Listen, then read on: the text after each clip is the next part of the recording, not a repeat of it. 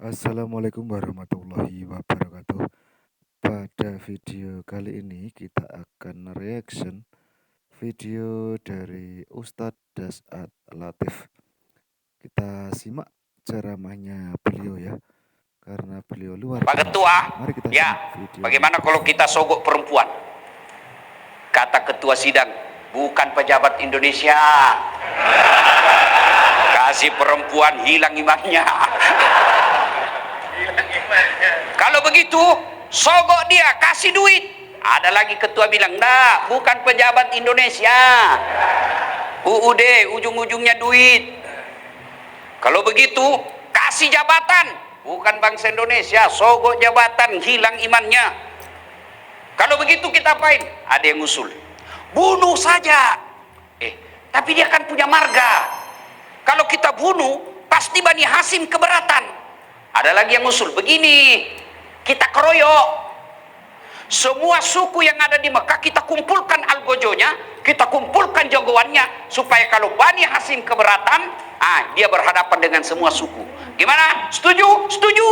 Oke, ini kesimpulan rapat. Besok malam Muhammad kita terjang, kita sergap, bunuh rame-rame. Tapi ini hasil rapat, jangan sampai bocor. Siapa yang bocorkan, kita penggal kepalanya. Bubar rapat. Ada peserta rapat cerita sama istrinya, Bu, saya baru ikut rapat, tapi ini rahasia ya, rahasia. Jangan ngomong-ngomong, jangan kok ngomong-ngomong, rahasia. Apa Pak? Muhammad besok malam mau dibunuh. Tapi yang ngomong-ngomong, aman Pak, tidak ada masalah. Ini ibu besok ke pasar. Shh, rahasia. Oke ya, itu Nabi saja diancam ya. Kita simak saja videonya. Nabi saja diuji dengan diancam gitu ya. Dan banyak lagi cerita menarik lainnya. Jangan ngomong-ngomong. Itulah sebabnya dari dulu kalau perempuan dikasih rahasia negara pasti bocor. Kata Allah, kita tidak akan mati dalam keadaan berzina. Amin. Insya Allah kita tidak akan mati dalam keadaan mabuk. Tapi yang bisa membuat kita mati kafir, hubbi aklil haram, suka memakan barang haram. Allah sayang bapak-bapak sehingga Allah masukkan ke tempat ini. Kenapa? Karena kalau bapak di luar terus masih makan barang haram. Ini saya dengar tadi sambutan luar biasa, bisa bikin negara orang di sini, Pak. Ada polisinya, ada tentaranya, ada gubernurnya, ada menterinya, ada bagian penerbangnya, lengkap Pak. Bukan berarti Allah murka kepada bapak-bapak, tapi karena justru sayangnya, sehingga parkir kok dulu sini Setia Novanto. Kok parkir dulu di sini? Supaya apa? Bisa kamu mati dalam keadaan Islam. Maka Allah cinta, masukkan ke sini supaya kau tidak terkontaminasi dengan barang haram. Itulah makna wala tamutunna illa wa antum muslimun. Jangan kamu mati kecuali dalam keadaan beragama Islam. Wa qala idzan bismillahirrahmanirrahim. Ya ayyuhalladzina amanu dukhulu fis-silmi kaffatan wa la tattabi'u khutuwatis syaitan innahu lakum aduwwum mubin. Wahai orang-orang yang beriman, masuklah engkau ke dalam Islam secara sempurna. Bukan Islam pencitraan, bukan Islam gimik-gimik, bukan Islam pilkada, bukan Islam pilpres. Itu biasa kan kalau politisi mau dipilih, Masya Allah, penampilannya kalah Ustad, pakai peci serban, pakai gamis, keluar masuk masjid bagi-bagi sembako. Begitu terpilih hilang lagi. Jangan Islam seperti itu, kata Allah. Andai saja Islamnya Bapak benar, bukan Islam gimik-gimik, saya yakin Bapak tidak ada di sini.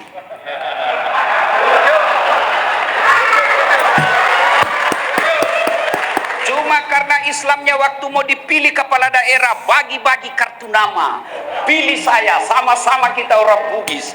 Ada masalahmu, telepon saya 24 jam siap terima telepon. Begitu terpilih dia ganti nomor HP-nya.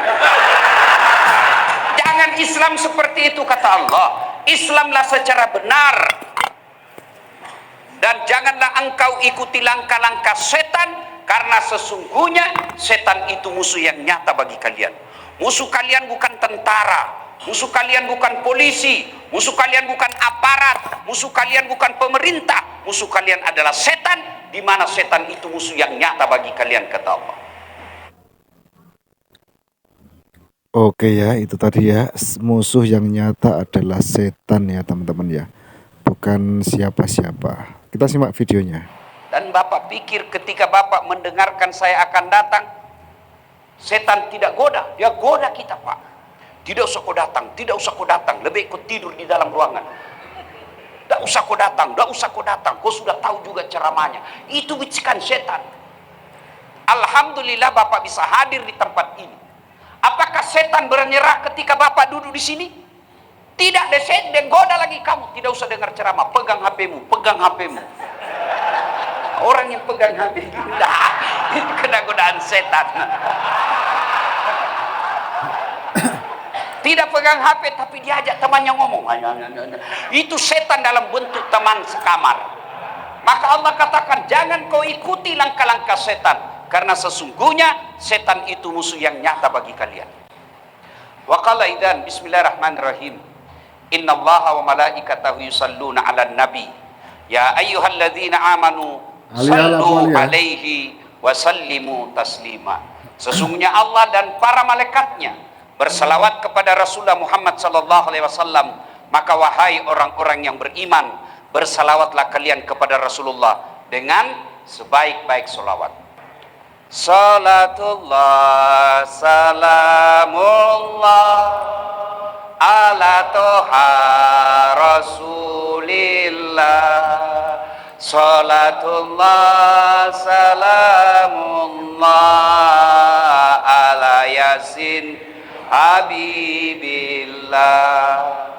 Tawassalna bi bismillah wa bil hadi rasulillah wa kulli mujahidi lillah bi ahlil badri ya Allah. Terima kasih. Coba diamalkan, Pak. Ketika Bapak gundah gulana, mengingat anak di luar, dapat informasi istri ketemu mantannya, kan itu tekanan jiwa, Pak. Depresi kita. Nggak usah ngamu, nggak usah mana telepon, mana video call, nggak usah. Salawat kepada Rasulullah, seolah-olah ada Nabi di depan kita. Kita curhat, ya Nabi salam alaik, ya Rasul salam alaik, ya Habib salam alaik, salawatullah alaik. Pasti tenang. Ibu bapak saudara-saudara sekalian teristimewa yang kita hormati, Bapak Kalapas dan bapak-bapak yang ada di depan kita, Abang Doni Alex Nurdin, Pak Setia Novanto.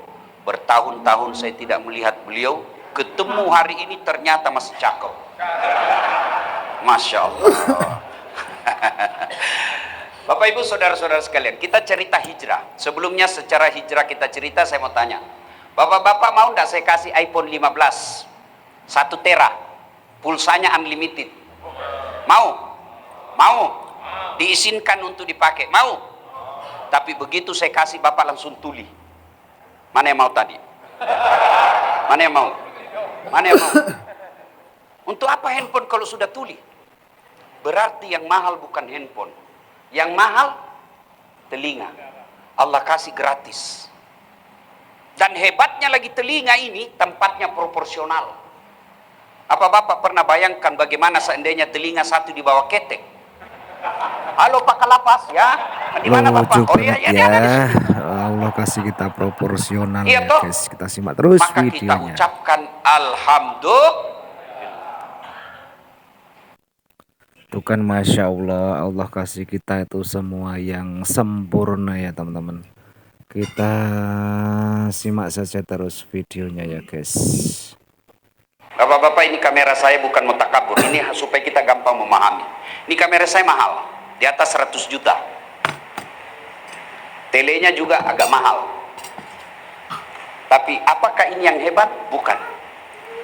Biar Bapak punya uang beli kamera 200 juta, tidak cukup. Bapak harus tahu ilmunya menggunakan kamera. Tapi apakah ini yang mahal? Bukan. Apa yang mahal? Mata. Biar ada kamera, kalau tidak ada matamu mau apa? Ayah, hebatnya lagi nih Allah maka kasih kita ini mata. Allahu Akbar, autofokus. Tidak perlu Bapak utak-atik. Begitu buka, wih, kalapas. Tidak perlu Bapak, siapa ini ya? Hebatnya lagi di mata, dia bisa bedakan mana istri, mana tetangga. Coba bayangkan kalau tidak bisa dibedakan, Pak. Waduh, tertukar-tukar istri. Kenapa lain-lain rasanya ini? Oh, ternyata istrinya Satpol PP. Maka kita ucapkan alhamdulillah. Maka kita ucapkan alhamdulillah. Bapak pecinta bola, tahu Lionel Messi, Ronaldo, itu gajinya Pak, kumpul seluruh gaji PNS di Indonesia, itu masih lebih besar gajinya itu Lionel Messi, Pak. Tapi apa dia yang hebat? Bukan. Biar dia punya skill, keterampilan. Bukan dia yang hebat. Apa? Karena Allah kasih kaki yang bisa lututnya bengkok. Mana bisa main bola kalau lututnya sudah tidak bisa bengkok? Tidak bisa, Pak. Maka kita ucapkan alhamdulillah.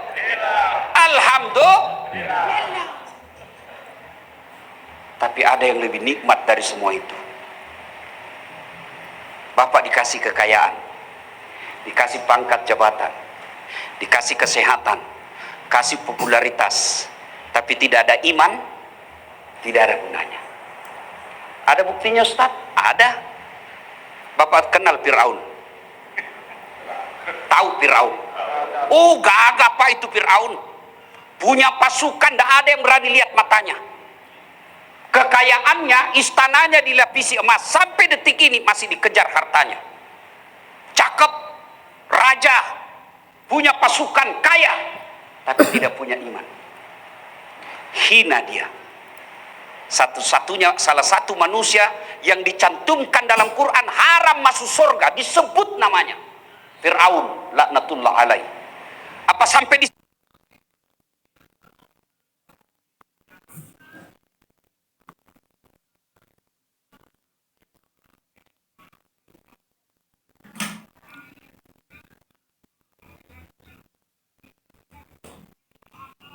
situ kutukan Allah? Tidak, dikutuk sampai detik ini. Tidak ada manusia yang senang itu Fir'aun.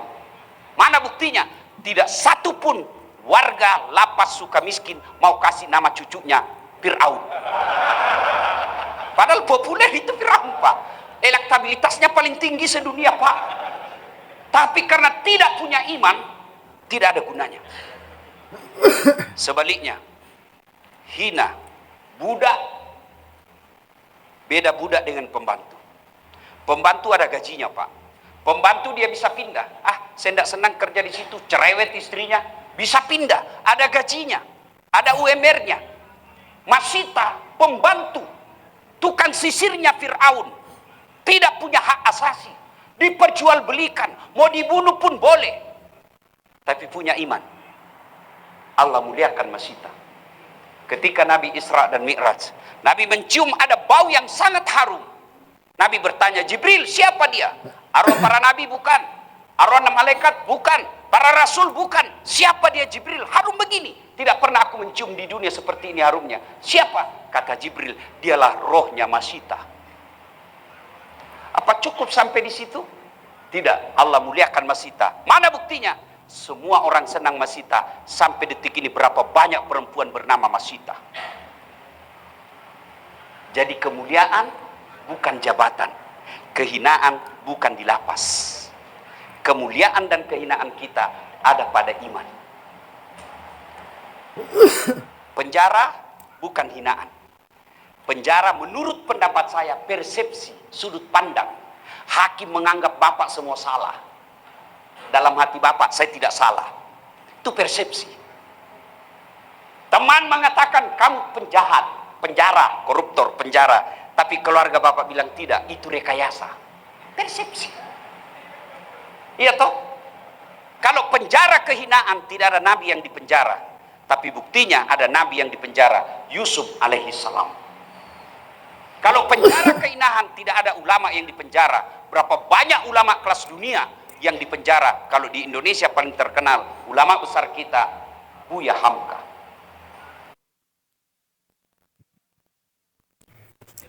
Itu tadi ya, Buya Hamka juga pernah dipenjara ternyata ya teman-teman. Kita simak terus videonya. Di penjara. Tokoh di penjara, pejabat di penjara, ada. Soekarno di ruang kalapas tadi, saya lihat gambarnya cakep dan ternyata pernah menghuni di sini. Siapa tahu bapak-bapak keluar tiba-tiba menjadi menteri. Tidak ada yang mustahil kan? Maka yang hina sudah di penjara tidak ada perubahan. Itulah yang hina. Sudah di penjara masih juga mikir kapan kau tobat bos? Nah, kau sudah buka sakaratil maut itu. Ya? Nah, karena mempertahankan iman inilah Rasulullah kemudian hijrah. Di Mekah dihina, dimaki, beberapa kali uji coba pembunuhan. Sahabat-sahabat beliau seperti Bilal bin Rabah ditindis batu. Semakin diteror. Tapi kekuatan iman Muhammad tidak pernah luntur. Akhirnya dakwah makin jalan. Musyawarah ini kafir Quraisy. Saudara-saudara sekalian, kita apain ini Muhammad? Makin kita larang, makin banyak pengikutnya. Kita apain? Ada di belakang rapat mengusulkan, Pak Ketua, ya, bagaimana kalau kita sogok perempuan? Kata ketua sidang, bukan pejabat Indonesia. Kasih perempuan hilang imannya. Kalau begitu, sogok dia, kasih duit. Ada lagi ketua bilang, enggak, bukan pejabat Indonesia. UUD, ujung-ujungnya duit. Kalau begitu, kasih jabatan. Bukan bangsa Indonesia, sogok jabatan, hilang imannya. Kalau begitu kita apain? Ada yang usul, bunuh saja. Tapi dia kan punya marga. Kalau kita bunuh, pasti Bani Hasim keberatan. Ada lagi yang usul, begini, kita keroyok. Semua suku yang ada di Mekah kita kumpulkan algojonya, kita kumpulkan jagoannya, supaya kalau Bani Hasim keberatan, dia berhadapan dengan semua suku. Gimana? Setuju? Setuju.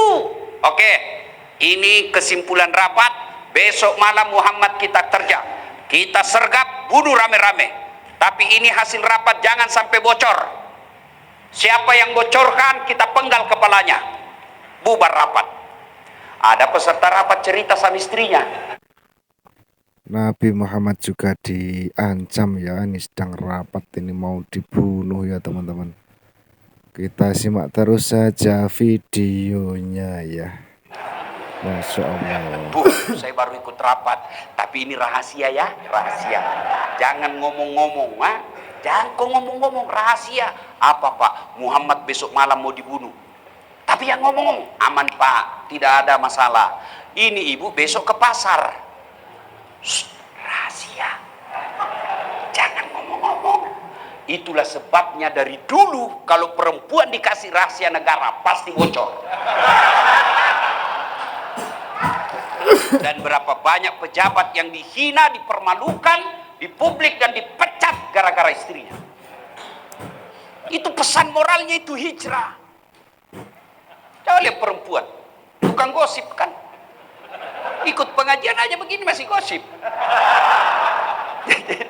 Ada temannya masuk, dia lihat dari ujung kepala sampai ujung rambut. Dia enggak gosip, tapi mukanya sinis. Apa? Kenapa gelangnya palsu? Orang pakai gelang, dia yang sibuk. Saya pun lewat ada yang gosip saya, itu juga bajunya yang viral. Baju saya pun digosipnya. Maka pelajarannya, Bapak, ada sahabat, kawan, keluarga yang jadi pejabat, sampaikan, jangan kau sebutkan rahasia negara kepada istrimu, pasti bocor. Nah, bocorlah soal itu. Dikepunglah rumahnya Rasulullah Muhammad SAW. Semua orang algojo dari semua suku, ya kira-kira kalau di Indonesia, kalau tentara Kopassus lah kira-kira, atau Densus, kepung rumahnya. Sejarah menjelaskan, biar kucing kalau lewat pasti ketahuan. Nabi diperintah Allah, Muhammad, kau baca ini ayat. Ada yang hafal ini ayat? Ada? Ada? Bismillahirrahmanirrahim. Wa ja'alna min baini aidihim saddan wa min halfihim saddan fa'agasainahum fahum. Di depan mereka, di belakang mereka, di kanan mereka, seolah-olah ada dinding sehingga Muhammad lewat tidak ada yang lihat. Ini yang dia baca mahasiswaku kalau ada polisi lalu lintas rahasia. Begitu dia lihat polisi lalu lintas, dia jangan lebih baik dia lewat. Datang ke saya, dia bilang, Ustaz bohong-bohong. Kan aku bilang, saya baca ini ayat kok saya ditilang Ustaz. Memang kenapa kok ditilang? Saya tidak pakai helm. Kau yang beleng-beleng. Pasti dilihat, itu polisi juga hafal itu ayat. Ini juga yang dia baca, bapak-bapak kalau terlambat pulang takut ketahuan istrinya. Lewat Rasulullah tidak ada yang melihatnya. Begitu masuk, Abu Jahal sergap, tidak ada Muhammad. Siapa yang didapati di tempat tidurnya Muhammad? Ali bin Abi Thalib.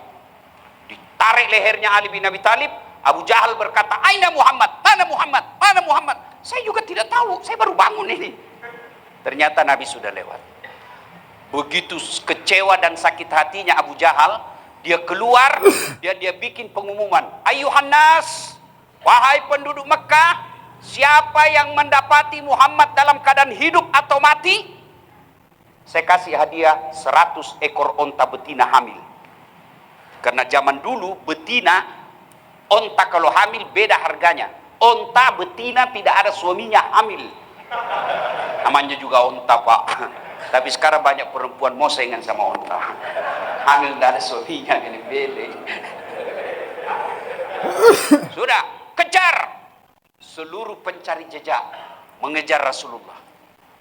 Rasulullah bersembunyi di Gua Zur. Didapat oleh Abu Jahal, Abu Lahab dan kawan-kawannya. Bersembunyi Rasul Gua Zur. Diintipnya itu Gua Zur. Abu Bakar bersama Nabi di dalam. Apa kata Abu Bakar? Kalau bahasa Makassar, mati maki ini didapat ini, didapat ini. Itu tadi MC. Kalau makan ikan, dia bilang kan, kenapa itu orang Bugis kalau bicara selalu kelebihan G? Saya bilang itu Bugis pinggiran. Kalau saya Bugis modern.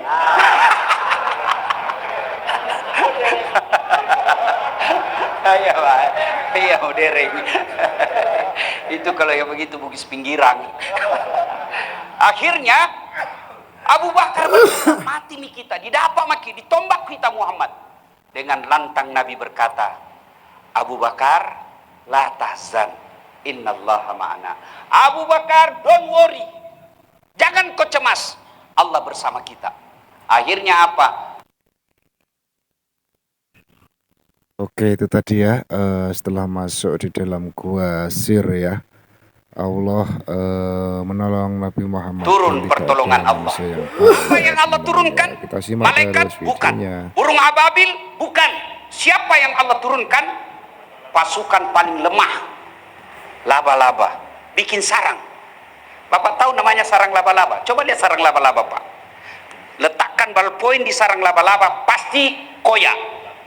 Tapi sarang laba-laba yang begitu rapuh mengalahkan strategi perangnya Abu Jahal yang begitu kuat. Intip, kata Abu Jahal, tidak mungkin ada manusia. Kalau ada manusia di sini, pasti koyak ini sarang laba-laba. Diintip lagi jauh ke dalam, terbang burung merpati. Kata Abu Jahal, tidak mungkin ada burung dalam sini kalau ada manusia. Akalnya sendiri yang merusak logikanya. 3 hari berikutnya, Nabi melanjutkan perjalanan. Di Madinah, teman-teman sahabat-sahabat yang lebih dulu sampai sudah gelisah.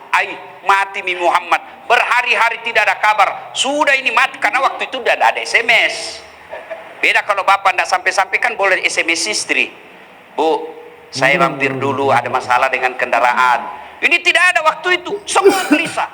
Naiklah sahabat ke atas ketinggian, tiba-tiba dari kejauhan, di dalam padang pasir, kedekatan ada debu yang terbang-terbang, lalu dialah Rasulullah, disambutlah oleh para sahabat. Tala al-badru alaina min saniyatil wada. Sudah sampailah Nabi di Kuba, belum di Madinah, ya. Nabi kemudian bikin masjid Kuba, dan seterusnya, karena waktu terbatas. Kisah inilah yang disebut hijrah Rasulullah Sallallahu Alaihi Wasallam, berpindahnya Nabi dari Makkah ke Madinah. Hijrah dalam pengertian sejarah hanya sekali terjadi. Kapan pindahnya Nabi dari Makkah ke Madinah? Itu hijrah dalam konsep sejarah. Tapi hijrah dalam konsep perbaikan hidup, salah satu hijrah itu ada di lapas ini. Itu hijrah. Hijrah adalah berpindah dari yang salah yang benar, berpindah dari yang batil kepada yang hak, berpindah dari dosa kepada amal. Itu hijrah. Berpindah dari keburukan menjadi kebaikan ya, atau berpindah dari dosa menjadi beramal gitu ya. Kita terus simak videonya. Bahasa gampangnya taubat. Nah sekarang bagaimana taubat? Hijrah yang sesungguhnya. Taubat satu, dengar bapak-bapak ini. Taubat pertama, taubat bil lisan. Bagaimana taubat bil lisan? Memperbanyak istighfar. Astagfirullahaladzim wa atubu ilaihi. La ilaha illa anta subhanaka inni kuntu minadz zalimin. Terlalu panjang Ustaz, yang pendek saja. Astaghfirullahaladzim wa atubu ilaihi. Astaghfirullahaladzim wa atubu ilaihi. Masih panjang Ustaz, pendekkan lagi, cukup astagfirullah, minimal astaghfirullahaladzim. Supaya berbekas di hati, ucapkan istighfar dengan sebaik-baiknya.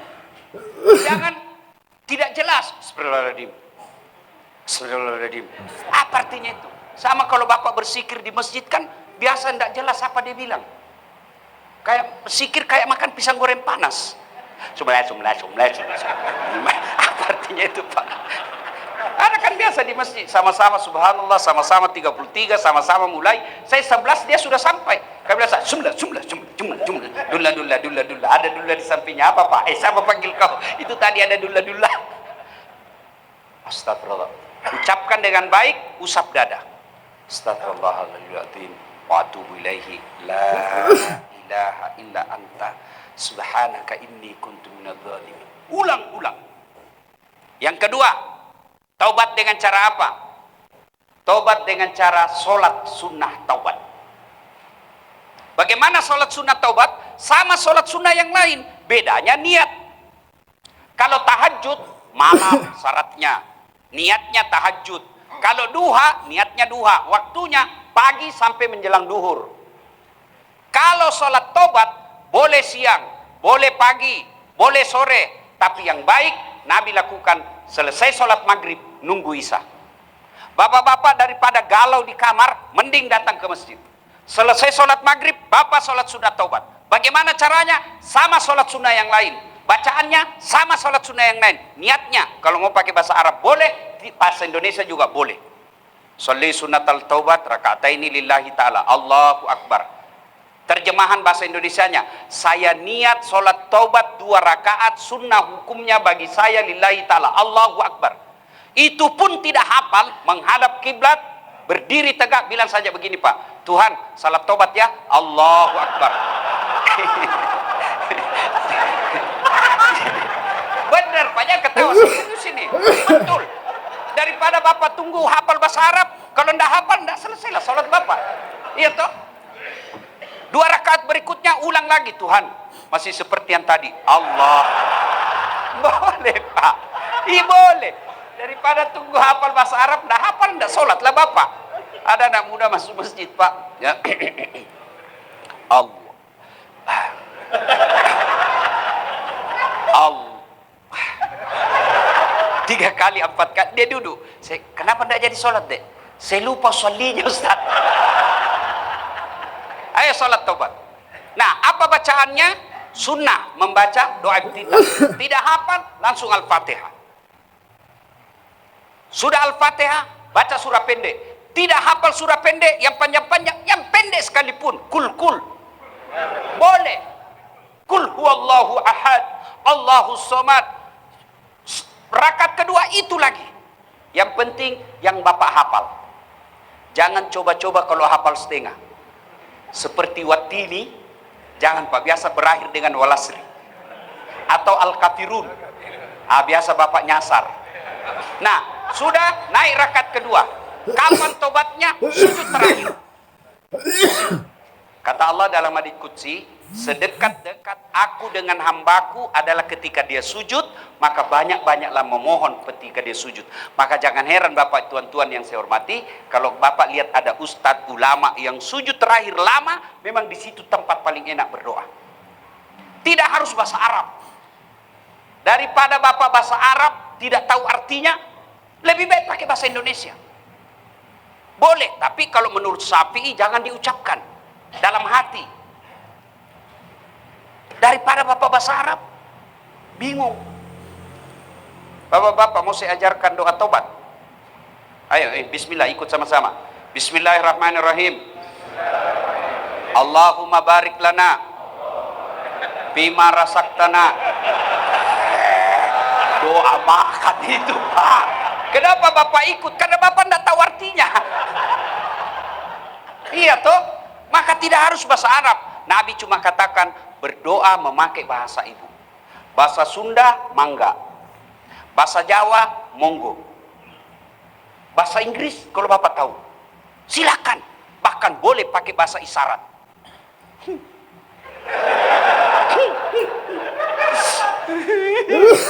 Allah tahu, dia bertobat. Perempuan dia udah istri di rumah. Suaminya kawin lagi. Boleh, silakan. Nah, pada saat sujud itu yang paling penting ini kalimat. Boleh bapak contoh, boleh tidak. Boleh dengan kreativitas kalimat bapak. Ya Allah, terimalah taubat hamba ini. Yang lebih penting ya Allah, berikan hamba kemampuan dan kesanggupan untuk tidak mengulangnya. Bahasa Arabnya, Rabbana la tusik qulubana ba'da is hadaitana wa hab lana min ladunka rahmah innaka antal wahhab. Kalau hafal itu, tidak hafal, boleh tadi bahasa isyarat saja.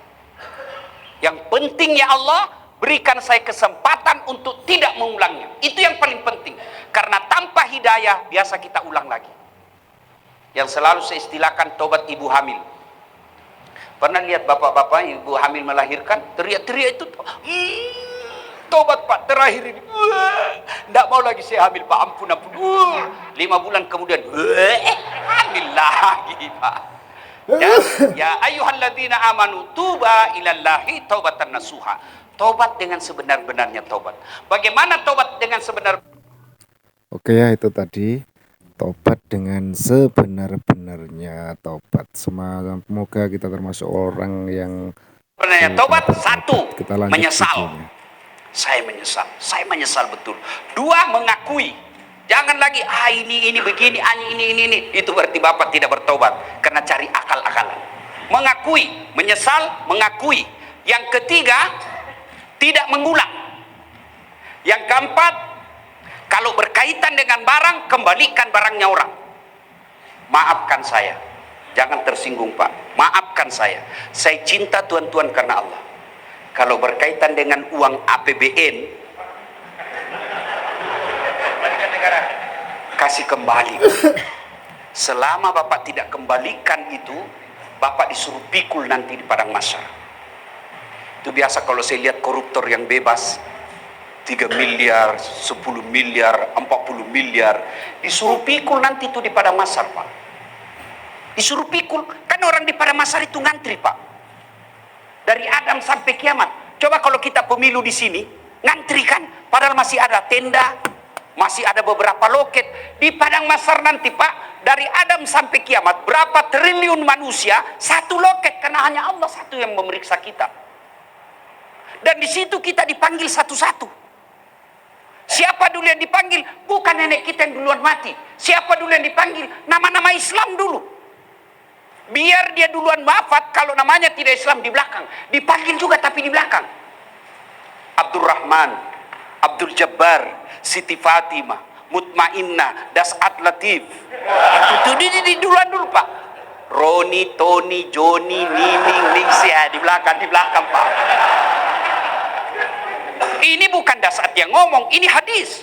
Maka dipanggil satu-satu. Sambil menunggu giliran dipanggil, dipikullah barang negara yang pernah kita ambil. Lewatlah anak buah kita. Oh, Papa yang ambil meja di kantor, saya yang dipecat. Nah, maka sebelum terlambat kembalikan, Pak. Kembalikan. Kalau uang negara susah kembalinya, membersihkannya sedekahkan. Sedekahkan dengan niat membersihkan harta yang tidak halal. Selama Bapak tidak kembalikan, ajal pasti menjemput. Mau kemana, Pak? Oke ya, itu tadi harta yang haram harus kita bisa sedekahkan, maksudnya seperti itu ya. Simak terus Mau videonya. kemana? Dan saya heran kalau orang korupsi 70 miliar, 20 miliar. Diapa itu, Pak? Nah, kita makan aja 150.000 sudah paling jago. Kalau Bapak biarkan itu uang ngendap dan Bapak tetap kuasai, Allah hukum kita di dunia. Apa hukumannya? Duitnya miliaran, dilarang makan nasi. Apa gunanya uang 7 miliar kalau dilarang makan nasi? Apalagi kata dokter, jangan makan garam, Pak, ya. Jangan makan gula. Jangan makan yang pedes-pedes. Kalau Bapak di tempat itu pagi-pagi jam 7 keluar ruangan berjemur. Jangan pakai baju, ya. Pakai celana pendek. Tidak usah pakai sendal. Kelilinglah dia, Pak. Pakai celana pendek. Pakai baju. Apa bedanya sama gembel? Itu baru di dunia, Pak. Itu baru di dunia. Apalagi di akhirat. Dia bilang ada mahasiswa saya, Ustaz, kalau 4 miliar itu bisa dikantongi, Ustaz. Saya bilang, jangan kok, masa bisa? Dia bilang, iya, Ustaz. Uang Singapura, Ustaz, ada 1 lembar 110 juta nilainya, Ustaz. Jadi kalau 1 miliar 10 lembar aja di sini, Ustaz. Oh, jangan kok bayangkan uang Singapura. Kalau uang koin, 2 miliar uang koin kau pikul. Maka kalau taubat sanatnya, kembalikan. Dan sedekah itu tolak bala. Sedekah itu membersihkan jiwa. Sedekah itu menenangkan jiwa. Tidak ada orang, Pak, yang benci orang dermawan. Saya mau tanya bapak-bapak, senang kalapas yang pelit atau dermawan? Dermawan. Senang tetangga yang pelit atau dermawan? Senang teman yang pelit atau dermawan? Senang mantu yang pelit atau dermawan? Tidak ada orang senang pelit. Bahkan orang pelit sekalipun tidak senang sama orang pelit. Jangan kau ke rumahnya pelit, padahal dia juga pelit. Maka bapak-bapak, saya mohon maaf, saya cinta tuan-tuan karena Allah. Kalau ada harta yang tidak halal Bapak peroleh selama ini karena kehilafan, taubat, menyesal, mengakui, kembalikan, ganti dengan kebaikan. Apa ganti kebaikan itu? Berderma, bersedekah. Nah, Bapak saudara-saudara sekalian, setelah di lapas ini Bapak betul-betul bertobat, mengakui kesalahan. Apa janji Allah? Dengar, Pak, janji Allah. Innal ladzina amanu wal ladzina hajaru wajahadu fi sabilillahi ulaika yarjuna rahmatallahi. Kata Allah, sesungguhnya orang-orang yang hijrah bertobat, itulah orang-orang yang betul-betul aku rahmati hidupnya dan aku mencintai mereka.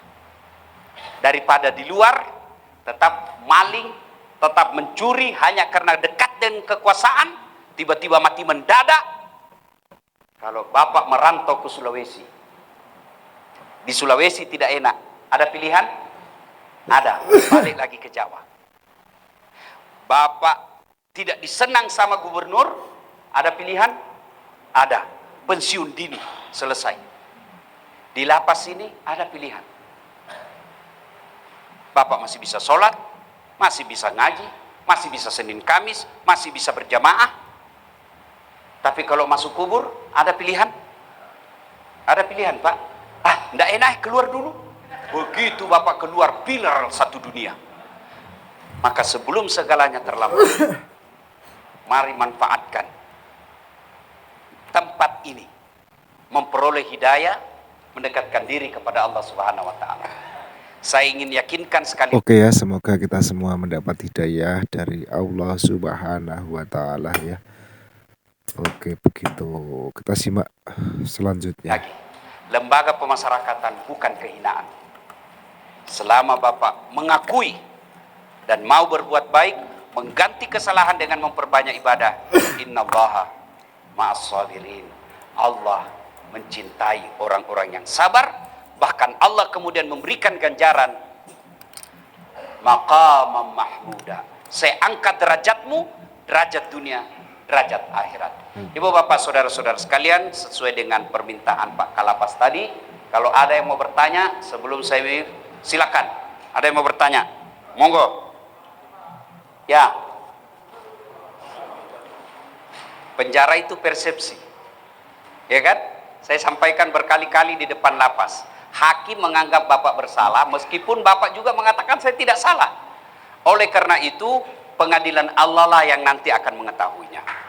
Itulah sebabnya hadis Nabi katakan hakim itu satu kakinya di neraka, satu kakinya di sorga. Bayangkan kalau orang benar lalu diponis masuk penjara seumur hidup, dia akan tanggung nanti di akhirat. Kalian boleh mempermainkan hukum di dunia, tapi pasti kullu nafsin saikatil maut, pasti kamu mati.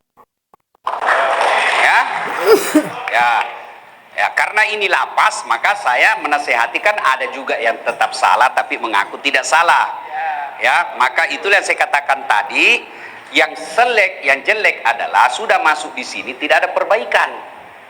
Soal Bapak tadi katakan tidak ada yang bisa saya kembalikan, hati nurani yang bisa menjawabnya. Wallahu a'lam bisawab.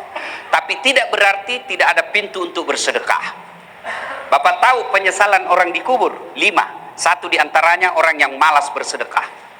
Jadi kembalikan itu uang negara kewajiban. Sedekah itu sunnah. Begitu saya meninggal, saya gosok mata ketemu, malaikat katakan, saya katakan, malaikat saya di mana? Malaikat katakan, mati mau ini dasar. Kembali, saya duduk kembali 1 menit saja. Kalau disebut kata 1 menit untuk apa? Sholat bukan, puasa bukan, haji bukan. Apa? Saya cuma mau berkata, hartaku saya sedekahkan fisabilillah. Gitulah. Ini bapak-bapak yang punya harta di luar, kalau bapak nanti meninggal, siapa yang nikmati, Pak?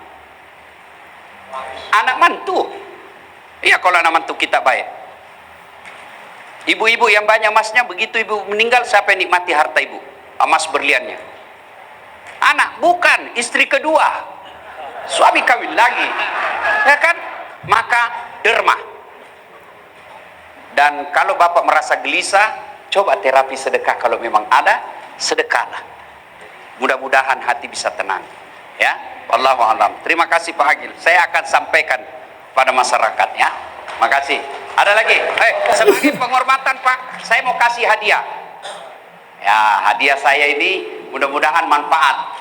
Salah satu kebiasaan Nabi dan para sahabat kalau ketemu saling memberi hadiah.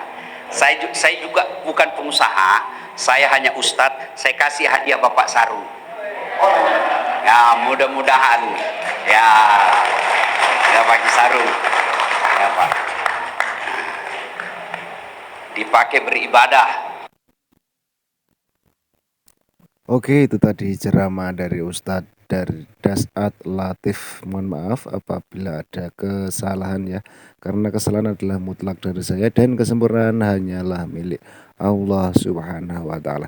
Jangan lupa subscribe channel YouTube-nya Ustadz Dasat Latif. Semoga bermanfaat.